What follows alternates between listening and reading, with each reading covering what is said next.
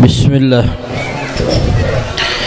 Bismillahirrahmanirrahim. Assalamualaikum warahmatullahi wabarakatuh.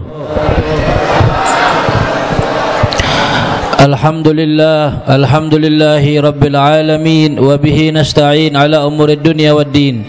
Wassalatu wassalam ala sayyidina Muhammadin sayyidil mursalin wa ala alihi wa sahbihi haqqa qadrihi wa miqdarihi al-azim. Subhanaka la ilma lana illa ma 'allamtana innaka antal alimul hakim wa tub alaina innaka antat tawwabur rahim.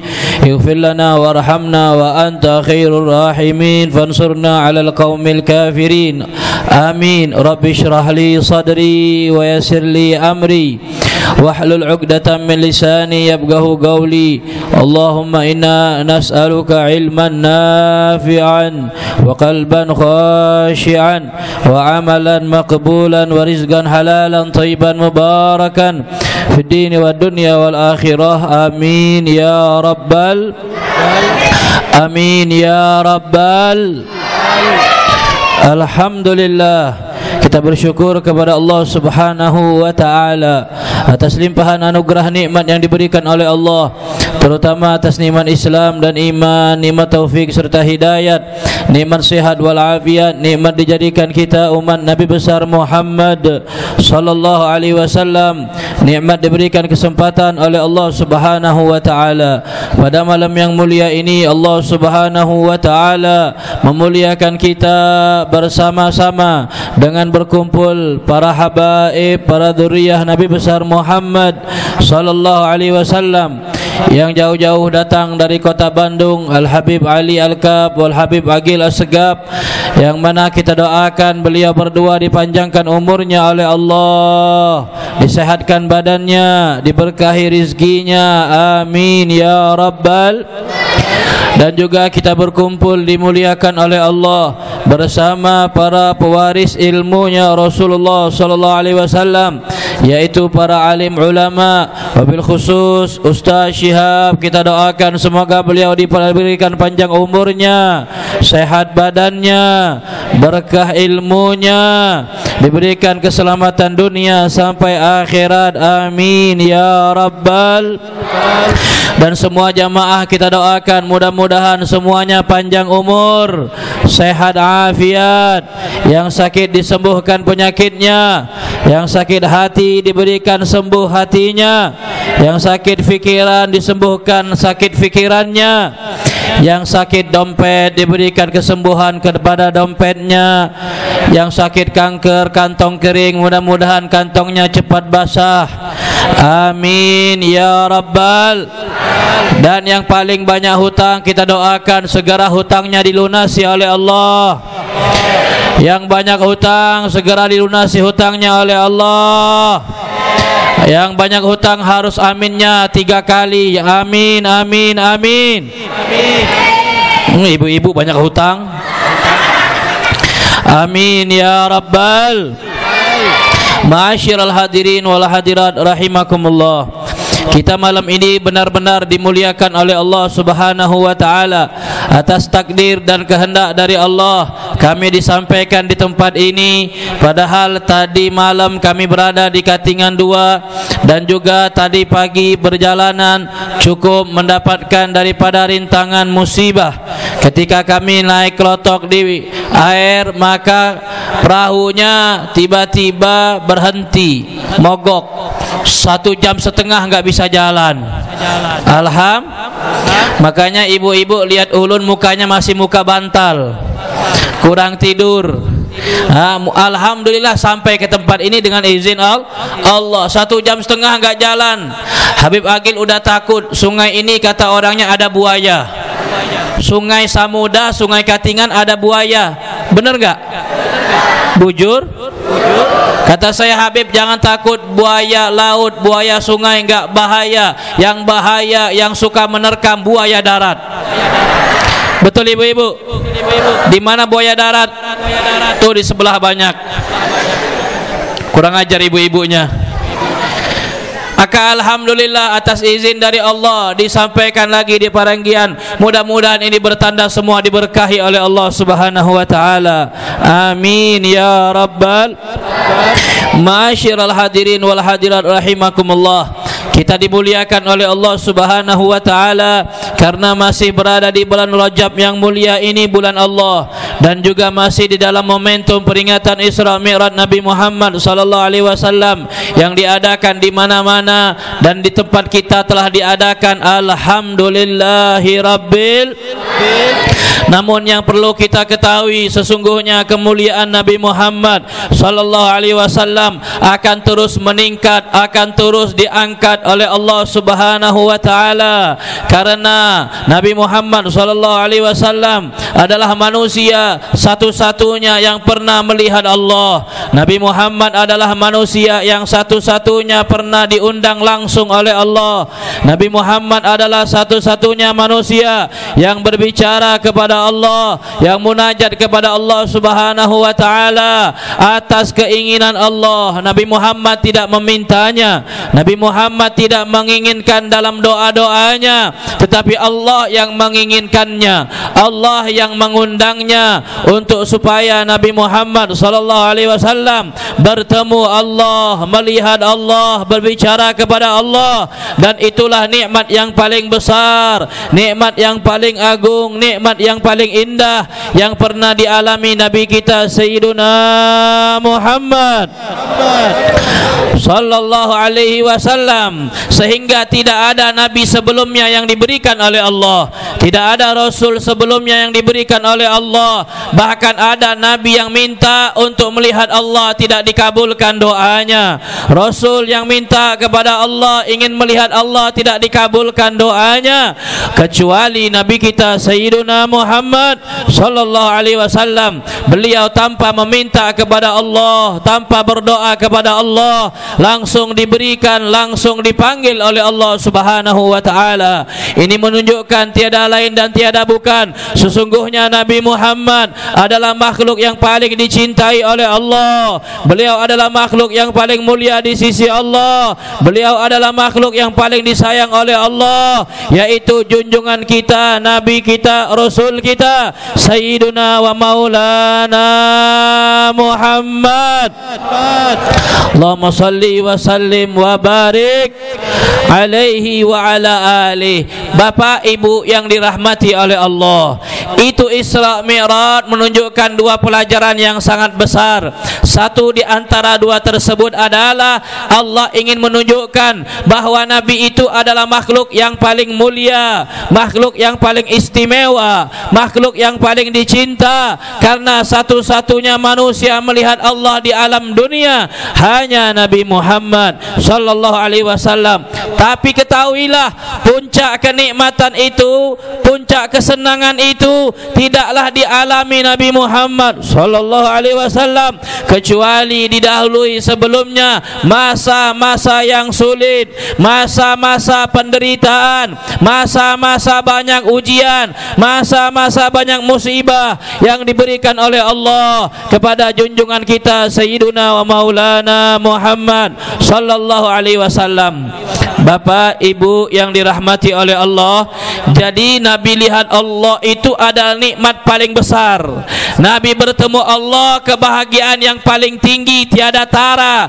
Tetapi sebelumnya daripada peristiwa tersebut, Nabi mengalami masa yang susah, Nabi mengalami masa yang sulit, dan Nabi sabar, dan Nabi kuat, dan Nabi istiqamah melewatinya sebelum Isra Mi'raj. Meninggal daripada istri beliau tercinta yang membela beliau dengan hartanya, bahkan dengan nyawanya, yaitu istrinya yang mulia Sayyidah Khadijatul Kubra. Ibu, udah ngantuk belum?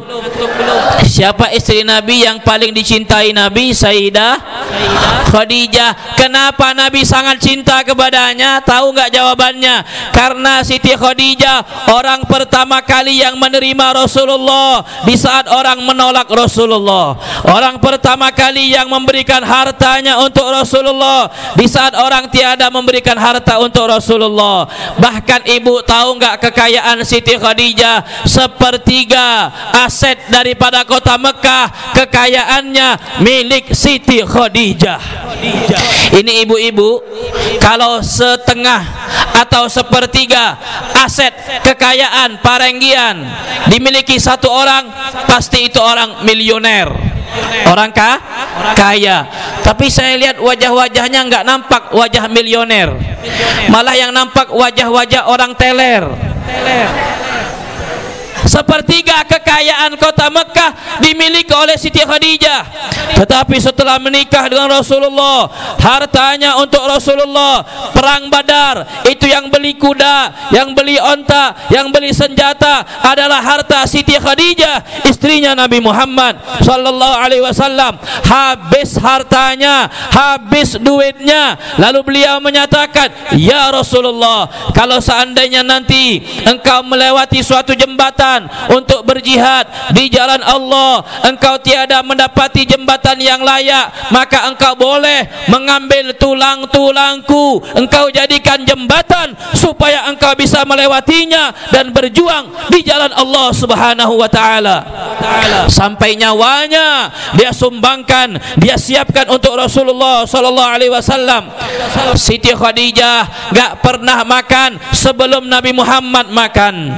Siti Khadijah gak pernah tidur sebelum Nabi Muhammad tidur. Dia gak bisa makan kalau Nabi belum makan. Dia gak bisa tidur kalau Nabi belum tidur. Sama persis seperti ibu-ibu Parenggian, gak bisa makan kalau suaminya telat datang. Gak bisa makan, Bib, kenapa suami saya belum datang? Suami saya itu adalah orang yang paling saya cintai. Suami saya orang yang paling saya sayangi, belahan hati separuh jiwa, tapi bohong. Ibu, tapi bohong. Kalau suami telat datang, ibu langsung makan atau tunggu suami datang? Biasanya langsung makan atau tunggu suaminya datang? Tuh ngaku semuanya. Kalau suami belum pulang, ibu tidur duluan atau tunggu suami pulang? Tidur duluan. Kenapa tidur duluan? Suaminya mancing 3 hari nggak pulang, Beb. Betul atau betul? Kelihatan muka-muka orang suka mancing. Kenapa nggak pernah maju? Orang mancing nggak pernah maju. Begitu dia maju, nyemplung ke sungai. Itu Siti Khadijah dicinta Nabi, disayang Nabi, begini akhlaknya. Gak pernah tidur kalau Nabi belum pulang, gak bisa makan kalau Nabi belum makan. Dialah yang melindungi Nabi Muhammad, yang menyayangi Nabi Muhammad, yang menyumbang harta untuk Nabi Muhammad sallallahu alaihi wasallam, sehingga Nabi sangat mencintainya. Bahkan ketika dia meninggal dunia, Nabi akan sering berkata kepada orang yang memberikan makanan kepada Nabi Muhammad, lalu Nabi mengatakan, "Hadhihi, ini makanan, kirimkan kepada Fulanah binti Fulan, karena dia adalah teman dekat istri saya Khadijah. Itu ada teman istri saya Khadijah, beri makanan kepada dia." Sampai teman-teman Khadijah diperhatikan oleh Nabi kita Sayyiduna Muhammad sallallahu alaihi wasallam. Istrinya meninggal, ibu, Nabi sedih. Nabi sedih. Ini bapak-bapak, kalau istrinya meninggal sedih kada? Sedih enggak? Apa bahasa Banjarnya sedih, Ustaz? Sedih. Nangis? Nangis. Kira-kira kalau istrinya meninggal, bapaknya sedih enggak? Enggak. Mau kawin lagi ya? Ini yang saya tunggu-tunggu. Alhamdulillah. Bukan innalillah. Alhamdulillah. Nah, ibu-ibu lihat itu orangnya banyak tuh di sini. Enggak, Beb, sedih. Nangis, Beb. Mata ini enggak bisa ditahan air matanya. Sebelah kanan bercucuran airnya darah, sebelah kiri melirik janda muda. Adakah janda muda? Enggak ada. Di sini banyak janda tua kayaknya. Nabi sedih. sedih karena istrinya setia kepada Nabi Muhammad, istrinya membela Nabi Muhammad baik, maka wajar ketika dia meninggal dunia, wafatnya ditangisi Rasulullah, wafatnya membuat sedih hatinya Rasulullah sallallahu alaihi wasallam. Kemudian meninggal juga pamannya yang beliau cintai, yaitu ammuhu Abu Talib, yang biasa membela Nabi Muhammad, yang menjadikan orang-orang kafir segan menghina Nabi Muhammad, takut mencaci Nabi Muhammad gara-gara memandang pamannya, melihat keadaan pamannya yaitu Abu Talib. Lalu meninggallah pamannya, mulai orang kafir berani menghina Nabi Muhammad, orang kafir mulai berani mencaci Nabi Muhammad, bahkan mengusir Nabi Muhammad sallallahu alaihi wasallam. Ketika itu Nabi diusir dari kota Mekah, pindah ke negeri Taif, berdakwah di sana. Setibanya di Taif, diusir Nabi Muhammad sallallahu alaihi wasallam, sampai-sampai Nabi angkat tangan kepada Allah, ya Allah, kepada siapa lagi saya akan mendatangi mereka? Di Mekah saya diusir, di Taif saya diusir. Subhanallah, Allah ingin menghibur hati Nabi kita Muhammad sallallahu alaihi wasallam. Orang Mekah enggak terima, orang Taif enggak terima. Nabi duduk bersantai, Nabi duduk sejenak istirahat. Didatangkan jin oleh Allah, yang mana jin tersebut mendengar bacaan Al-Quran, lalu masuk Islam dan beriman kepada Nabi Muhammad. Allah ingin menghibur Nabi Muhammad. Hei Nabi Muhammad, kalau seandainya orang Mekah enggak mau beriman, orang Taif enggak mau beriman, jangan sedih, jangan khawatir, ada makhluk yang lain yang masih beriman. Jin dikirim oleh Allah Subhanahu wa taala. Dihibur Nabi kita Muhammad sallallahu alaihi wasallam. Di Mekah ditolak, di Taif ditolak. Akhirnya Nabi sedih, kemana lagi saya akan mendatangi mereka? Ila man takiluni ya Rab, kepada siapa engkau akan serahkan saya? Ila garib, apa kepada keluarga saya yang tidak suka kepada saya? Am ila ba'idin, atau orang yang jauh yang ingin membunuh saya? Kemana lagi saya akan datang ya Allah? Bingung Nabi Muhammad, mengeluh kepada Allah, tapi terima takdir Allah. Itu sampai sejarah dikatakan Nabi berjalan, Bu. Saya berjalan sampai nggak tahu kemana saya arahnya, tujuannya. Kalau ulun nih berjalan tahu, kalau nggak tahu teh ini ditendang semua, bahaya. Nabi berjalan nggak tahu arahnya kemana. Ke Mekah ditolak, di Taif ditolak, kemana lagi ya Allah? Karena Taif terkenal orangnya baik-baik, sama kayak orang Parenggean, tapi bohong. Orang Taif terkenal lemah lembut, berakhlak, tapi luar biasa. Nabi menyangka akan disambut, malah disorakin sama anak-anak, disewa anak-anak kecil untuk menyoraki Nabi Muhammad, menghina Nabi Muhammad, bahkan anak-anak kecil melempari Nabi Muhammad sallallahu alaihi wasallam. Sahabat enggak terima. Zaid bin Harithah berdiri di hadapan Nabi Muhammad menghalangi Rasulullah, sehingga mukanya Zaid Harithah tidak ada lagi bentuknya, hancur berdarah-darah. Orang enggak kenal lagi kepada mukanya. Kenapa? Dia membela Nabi Muhammad. Ketika perang Uhud, Nabi Muhammad sallallahu alaihi wasallam dipanah wajahnya, kena besi mukanya, bahkan kanan dan kirinya kena besi. Maka sahabat membela Nabi Muhammad. Itu besi yang nempel di wajah Nabi Muhammad susah ingin dicabut karena besinya tinggal sedikit sekali. Nabi Muhammad waktu perang Uhud, Ibu, ini pelindung wajahnya 2 lapis, helmnya 2 lapis, biar aman. Adakah orang Parenggean kalau panas pakai helm 2 lapis? Ada nggak? Supaya nggak panas, ada nggak? Nah, besok cobain, insya Allah jadi orang gila. Nabi helmnya 2 lapis pelindungnya supaya aman. Tawakal iya, ikhtiar harus. Tapi subhanallah, muka Nabi Muhammad, pipinya kena besi dua-duanya, menembus ke dalam. Abu Ubaidah sahabat Nabi Muhammad gak terima. Ya Rasulullah, izinkan saya mencabut besi tersebut. Bagaimana engkau mencabutnya wahai Abu Ubaidah? Tenang ya Rasulullah, saya akan cabut dengan gigi saya. Digigit besi tersebut, Bu, satu, Pak. Setelah digigit pertama, patah giginya satu yang di depan. Ya Rasulullah, satu lagi saya akan cabut. Gigimu udah patah. Enggak apa-apa ya Rasulullah. Di sini banyak juga orang patah gigi, tapi bawaan udah tua memang. Diambil lagi sebelah kiri, dicabut dengan giginya, patah lagi yang sebelahnya, dua depan giginya patah, Abu Ubaidah. Tapi kata sahabat mengatakan, demi Allah kami nggak pernah melihat manusia yang ganteng, yang lebih cakep, yang nggak ada gigi melebihi Abu Ubaidah. Setelah giginya patah, lebih ganteng, lebih cakep karena giginya patah untuk Rasulullah. Saya di Katingan ketemu orang giginya patah depan, saya lihat nggak ganteng, jangan disebut namanya, bahaya, nanti orangnya marah, nggak diundang lagi saya. Ternyata orang kalau giginya patah tambah ganteng atau kurang gantengnya, jangan dibilang jelek, tapi emang jelek. Orang gigi dua depan patah tambah ganteng atau tambah jelek? Nih ibu-ibu suaminya giginya patah dua, kira-kira tambah cakep atau tambah jelek? Cakep, suami sendiri, Bu. Tapi Abu Ubaidah giginya patah tambah ganteng, tambah enak dilihat wajahnya. Kenapa? Karena giginya patah gara-gara menolong Nabi Muhammad sallallahu alaihi wasallam.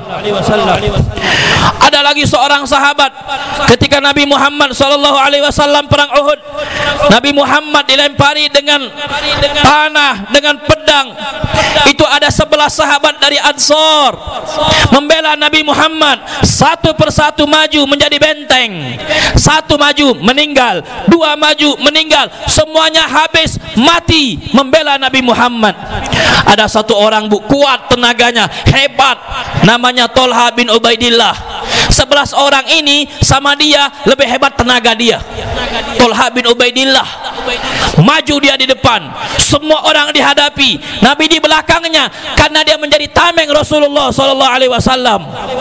Akhirnya dia lihat ada orang memanah Nabi Muhammad, dia ambil panahnya, dia ambil panah tersebut bukan dengan senjatanya, dia halangi dengan tangannya sehingga jarinya putus. Ada lagi orang manah, dihalang lagi dengan tangannya, jari tengahnya putus, sehingga saking banyaknya panah semua jari-jarinya putus untuk Rasulullah. Ini sahabat Nabi membela Nabi Muhammad, semuanya putus. Nggak kalah ibu-ibunya, perempuannya, Nasimah al-Ansariyah. Ketika orang-orang kabur ke belakang, Nasimah ini ibu-ibu yang kuat ternyata, yang hebat mentalnya. Dia tidak, wahai laki-laki, jangan kalian mundur, kami perempuan lebih berani daripada kalian. Maju Nasimah al-Ansariyah, bawa senjata, saking beraninya bawa pedang, dua yang dibawa, kanan dia bawa pedang, kiri dia bawa pedang, dia halangi Rasulullah. Ya Rasulullah, nahlik duna antahlik, wahai Rasulullah, biarkan saya mati duluan sebelum engkau. Maju dia ibu-ibu, Masya Allah, emak-emak garis keras, namanya emak-emak garis keras. Yang mana garis keras? Kalau Habib datang langsung dekatin minta foto, itu emak-emak garis keras biasanya. Habib ulun mau foto lah, nggak mau. Kenapa? Udah tua. Kalau perawan boleh nggak? Boleh, tapi bayar. Maju ini Nasimah perempuan, dibawa dua pedang di tangannya. Ya Rasulullah, biarkan kami mati duluan, jangan engkau yang mati. Dia maju di perang Uhud, kata ulama, ditebas dia punya tangan dari sini, dari ujung tangannya, dari siku bahunya, yang kanannya putus, diambil pedang satu lagi dia lawan, kena kirinya, putus dua pedangnya, sama tangannya putus, dan dia selamat, alhamdulillah. Dan Tolha tadi juga selamat. Kenapa? Diberikan kekuatan oleh Allah, hilang tangannya, hilang jarinya untuk Rasulullah. Kita baru hilang duit 100.000 untuk Nabi Muhammad, udah mikir. Betul? Betul nggak Pak? Yang mana Habib? Yang kalau maulid nyumbangnya 100.000 takut miskin, Yang kalau Isra Mi'raj 100.000 takut nggak ada uang. Sahabat tangannya untuk Rasulullah hilang, biarin. Semuanya untuk Rasulullah sallallahu alaihi wasallam. Nih masa-masa sulit bertahun-tahun dialami Nabi Muhammad. Perang Badar, perang Uhud, sampai meninggal paman, meninggal Khadijah istrinya. Setelah itu baru beliau diberikan puncak kenikmatan oleh Allah, puncak kesenangan oleh Allah. Apa? Yaitu Isra Mi'raj Nabi kita Sayyiduna Muhammad sallallahu alaihi wasallam. Itulah puncak kenikmatan, puncak kesenangan. Jadi Habib kesimpulannya apa? Kenapa Habib malam ini ceramah marah-marah? Padahal tadi udah niat pengen duduk ceramahnya, kaki ini masih pegel bu, masih encok. Kalau ada tukang urut enak ini kayaknya. Pengennya sampai di sini nggak usah ceramah, langsung diurut aja, tidur, makan, pulang. Muka saya udah mandi, masih aja kayak bantal. Udah mandi ini, masih kayak orang baru bangun tidur. Betul nggak? Ini muka saya kayak orang bangun tidur nggak? Enggak ya?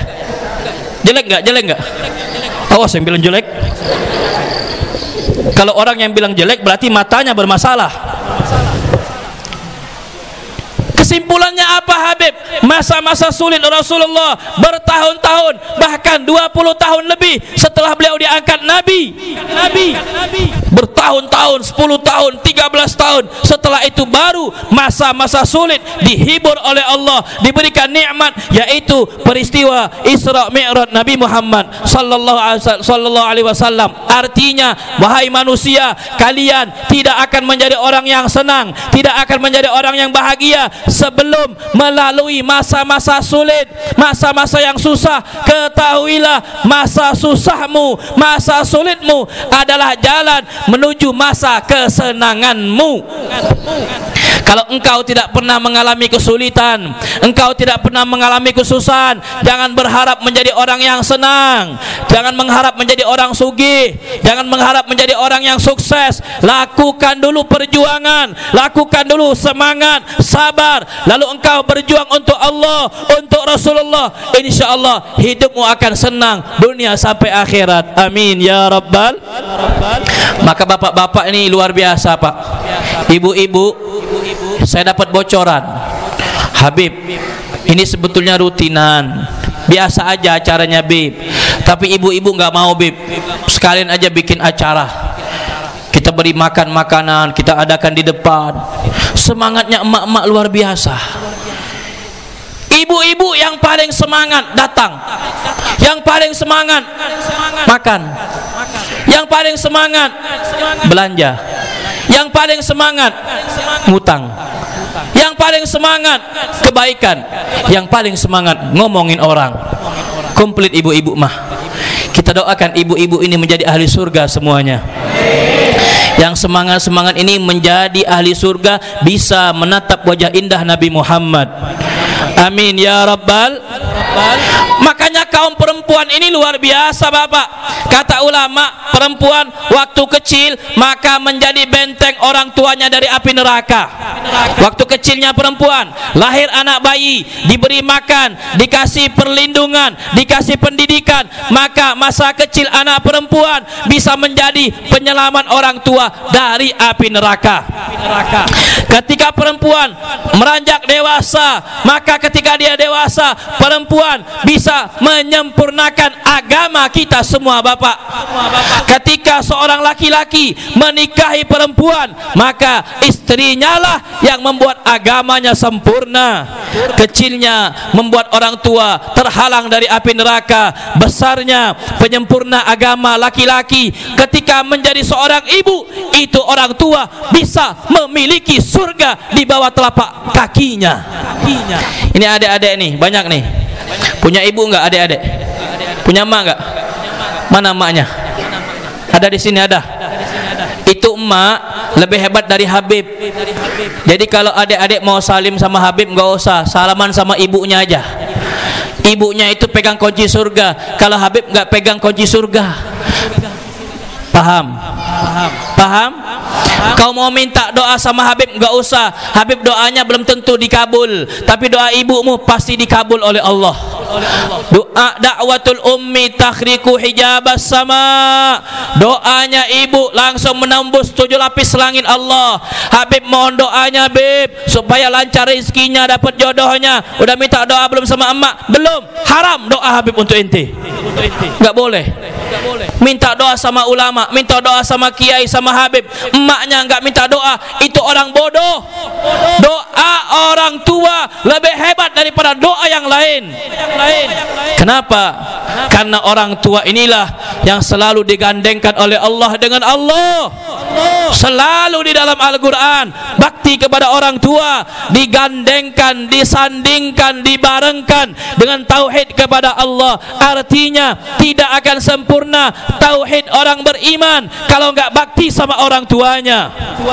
Bahkan Syekh Said Al-Kamali beliau menyatakan, adik-adik kalau ahli salat, ahli puasa, ahli sedekah, ahli zakat, ahli umrah, ahli ibadah, semua ibadah dilakukan dengan semangat, ikhlas, tapi durhaka kepada ibunya, semua ibadah ini ditolak oleh Allah Subhanahu wa taala. Na'udzubillahi min. Nanti adik-adik kalau pulang ke rumah cium tangan kaki ibunya, jangan tangannya doang, kakinya juga cium. Insyaallah kakinya bau cantengan. Betul ibu-ibu? Sebelum dicium adiknya, basuh dulu kakinya. Biarkan mereka paham, anak kebaktian sama orang tua itu adalah segala-galanya. Akan membuat dia bahagia, membuat dia berhasil menjadi orang yang kaya, selamat dunia dan selamat akhirat, insyaallah subhanahu. Nah, ini semangat perjuangan yang kita pelajari daripada dakwahnya Nabi Muhammad sallallahu alaihi wasallam. 13 tahun beliau susah, 13 tahun beliau menderita, 13 tahun beliau berjuang, barulah beliau diberikan nikmat yang tinggi oleh Allah, kesenangan yang besar oleh Allah, yaitu Isra Mi'raj Nabi Muhammad sallallahu alaihi wasallam. Maka perjuangan ini nanti hasilnya akan mendapatkan ridha dari Allah Subhanahu wa taala. Guru kita Ustaz Syihab, perjuangannya dengan majelis dulu saya ingat di sana. Musola belum jadi. Ketika saya masuk saya tanya, ini musola atau masjid? Baru kali ini saya lihat musola semegah ini. Ini kalau orang Parenggian pindah ke Bandung, musolanya besar-besar gini semua. Belum pernah saya lihat musola sebesar gini. Saya kira masjid, ternyata musola. Perjuangan bersama guru kita. Nah, beginilah yang kita ambil dari Isra Mi'raj Nabi Muhammad. Perjuangan, sabar, ikhlas, membuahkan hasil ridha Allah. Ini semua ridha Allah Subhanahu wa taala. Kalau enggak ada ridha Allah, maka enggak ada ridha Roma. Kok kesana?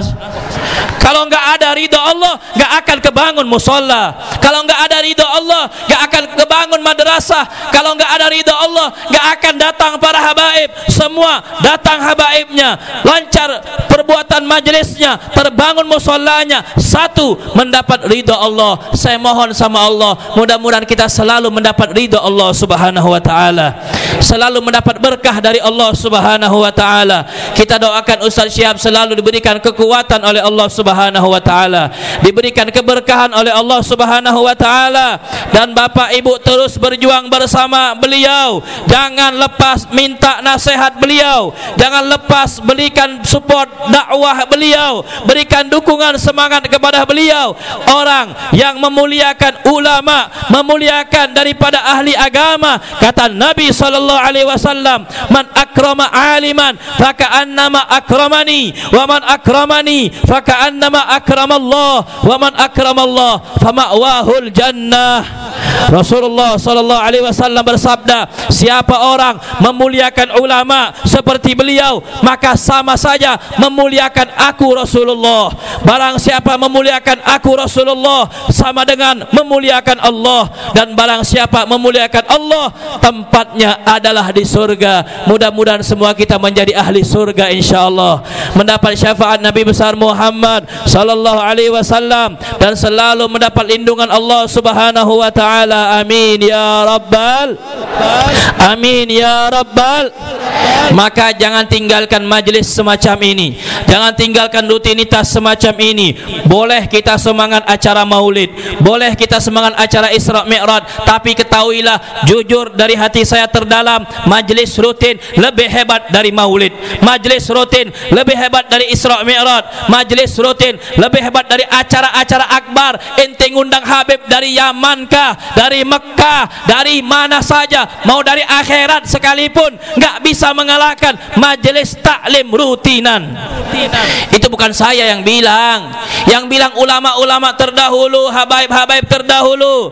Al-Habib Ahmad bin Umar bin Sumait, beliau menyatakan, seandainya Rasulullah SAW datang ke suatu tempat, lalu ada dua acara, yang satunya acara maulid, yang satunya majelis rutinan, maka saya bersumpah dengan nama Allah, Nabi akan hadir majelis rutinan, majelis taklim, bukan acara maulid.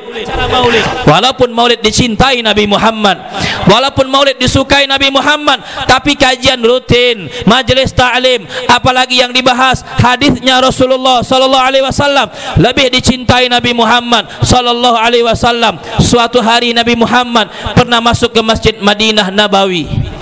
Lalu Nabi lihat di dalamnya ada dua orang kumpul. Satu kumpulnya mendoakan kaum Islam, zikir, munajat, solawat. Yang satunya kumpul ngaji, belajar, majelis taklim. Ini hukumnya halal, ini haram, ini boleh, ini enggak boleh, ini bagus, ini enggak bagus. Yang satunya zikir, ya Allah, subhanallah, subhanallah. Zikir banyak uang, ya fulus, mafi fulus, mampus, ya fulus, mafi fulus. Bisa makan kardus. Zikir aja, nggak ada ngajinya, nggak ada belajar, tapi bagus. Nabi Muhammad jalan, Nabi perhatikan, oh ini zikir, doa. Yang ini ngaji, halal haram, boleh nggak boleh. Maka Nabi SAW menyatakan, kilal majlisaini ala khair. Ini majlis dua-duanya baik, nggak ada yang nggak baik, dua-duanya baik. Kata Nabi, amma ahaduhuma afdal, tapi yang ini lebih baik. Kenapa lebih baik? Orang yang belajar ketimbang orang yang zikir. Nabi menjelaskan, kalau orang zikir, orang doa, bisa jadi diterima oleh Allah, bisa jadi nggak diterima oleh Allah. Tapi kalau orang belajar, yang bodoh menjadi pintar, yang pintar bertambah pintar. Dan saya diutus oleh Allah sebagai guru mengajar agama, maka Nabi duduk bersama orang yang belajar agama. Mudah-mudahan majelis kita bisa dihadiri Nabi Muhammad, bisa didatangi Nabi Muhammad, bisa dipandang oleh daripada pandangan kasih sayang Nabi Muhammad sallallahu alaihi wasallam. Bukan sesuatu yang mustahil, bukan sesuatu yang tidak mungkin. Majelis-majelis yang ada di dalamnya hadis Rasulullah yang diajarkan oleh orang cinta sama Rasulullah, oleh seorang ulama yang hobi memuji Nabi Muhammad, yang hobi baca solawat. Bukan tidak mungkin Nabi akan datang. Bapak Ibu, Al-Imam Ali Al-Habsyi beliau menyatakan, pengajian yang dibacakan solawat, yang dibacakan zikir, yang dibacakan hadis Nabi Muhammad, itu perkumpulan akan disaksikan Nabi Muhammad sallallahu alaihi wasallam. Dan ketika pengajian disaksikan Nabi Muhammad, dihadiri Nabi Muhammad, insya Allah semua orang-orang yang pulang dosanya habis diampuni oleh Allah. Saya mau tanya, kita datang ke sini bawa dosa enggak? Bawa dosa enggak? Bawa uang enggak? Dasar enggak punya uang. Bawa dosa banyak, dosanya atau sedikit? Banyak dosanya. Pulang dari tempat ini dosa kita habis semuanya insya Allah. Pulang dari tempat ini uangnya yang banyak bertambah. Pulang dari tempat ini yang tadinya sial jadi orang beruntung dunia akhirat. Pulang dari tempat ini yang tadinya sakit Allah sembuhkan penyakitnya. Pulang dari tempat ini adik-adik yang gak pinter otaknya jadi pinter akal dan otaknya. Pinter dan pinter cerdas untuk agama Nabi Muhammad. Pulang dari tempat ini yang suami dan istrinya berantem, insya Allah jadi keluarga sakinah mawaddah warahmah. Amin. Yang tadinya enggak akur menjadi suami istri yang akur. Amin. Ini jangan-jangan banyak yang berantem ini. Ini berkah berkah majlis semacam ini. Maka perbanyak munajat doa di majlis semacam ini, terkhusus yang punya orang tua. Apabila hari ini orang tuanya udah ditanam di alam kubur, kita minta kepada Allah mudah-mudahan kuburannya dilapangkan oleh Allah Subhanahu wa taala. Kita doakan orang tua yang meninggal dunia, semoga dosanya diampunkan oleh Allah, kesalahannya dimaafkan oleh Allah, derajatnya diangkat, ditinggikan oleh Allah, dimasukkan ke dalam surga berkat syafaat Nabi Muhammad. Yang orang tuanya masih hidup dalam keadaan sakit, kita minta dalam hati yang paling dalam, ya Allah, sembuhkan penyakit orang tua kami, sehatkan badannya, sehatkan hatinya, sehatkan akal dan fikirannya, berikan mereka nikmat umur yang panjang dalam keadaan sehat walafiat, dalam keadaan sehat walafiat. Kami tidak kuat melihat mereka sakit, ya Allah. Kami tidak kuat melihat mereka menderita, ya Allah. Sehatkan mereka, panjangkan umur mereka, ya Allah. Berkati Sayyidina wa Maulana Muhammad sallallahu alaihi wasallam. Ampunkan semua dosa-dosa kami, ya Rabb. Maafkan kesalahan kami semua, ya Rabb. Berikan pintu taubat kepada kami semua, ya Allah. Dan kami pulang dari tempat ini membawa rahmat dan ampunan-Mu, ya Allah, membawa barakah dan inayah dari-Mu, ya Allah, membawakan hidayah pertolongan-Mu, ya Allah. Yang kecil, yang besar, yang tua, yang muda, semuanya mendapat syafaat Nabi besar Muhammad, mendapat syafaat Nabi besar Muhammad, mendapat syafaat Nabi besar Muhammad sallallahu alaihi wasallam. Di surga bisa melihat, memandang mukanya, menatap indah cahayanya, mencium tangannya, duduk bersamanya, dan insyaallah bisa berbicara dengan Nabi besar Muhammad sallallahu alaihi wasallam. Amin ya rabbal. Dan wafatnya husnul khatimah, wafatnya husnul khatimah, wafatnya husnul khatimah dengan mengucap kalimat la ilaha illallah. Baca la ilaha illallah,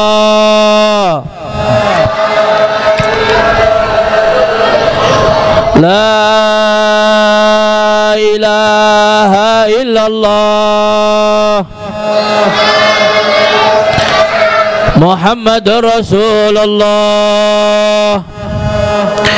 Allahumma ja'al jam'ana hadha jam'an marhuma wa tafarrugana min ba'dihi tafarrugan ma'suma, la taj'al fina syaqiyan wala mahruma wala an babika matruda bi rahmatika ya arhamar rahimin. La tada' lana dhanban illa ghafarta wala hamman illa farajta wala maridan illa syafaita wala daynan illa qadaita wala hajatan min hawaijid dunya wal akhirah illa qadaitaha wa yasartaha ya arhamar rahimin, ya arhamar rahimin, ya arhamar rahimin. Rabbana atina fid dunya hasanah wa fil akhirati hasanah wa qina adzabannar. Mudah-mudahan majlis kita Nur Firdaus diberikan keberkahan oleh Allah taala, dijadikan majlisan mubarakah, majlisan salihah, majlisan ma'mura, mandura bi'inayatillah subhanahu wa ta'ala.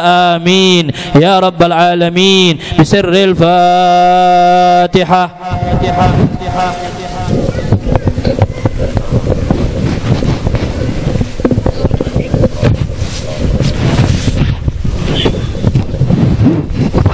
Mudah-mudahan doa-doa kita dikabul oleh Allah Subhanahu wa taala, diberikan ijabah oleh Allah. Amin ya rabbal alamin. Wassalamualaikum warahmatullahi wabarakatuh.